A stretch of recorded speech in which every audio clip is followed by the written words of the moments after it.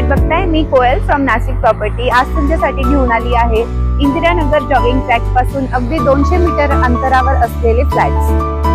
चला आता आपण सॅम्पल फ्लॅट बघूया. हा आहे तुमचा living room with dining area.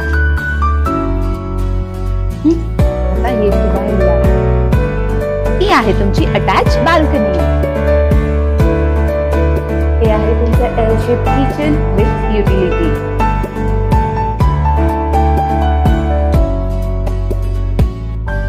हा आहे तुमचा common washroom with extra space for wash basin. हा आहे तुमचा master bedroom with attach toilet आणि इथे तुम्हाला एक्स्ट्रा विंडो सीटिंग सुद्धा भेटणार आहे. हा आहे तुमचा second bedroom with window seating with attach balcony.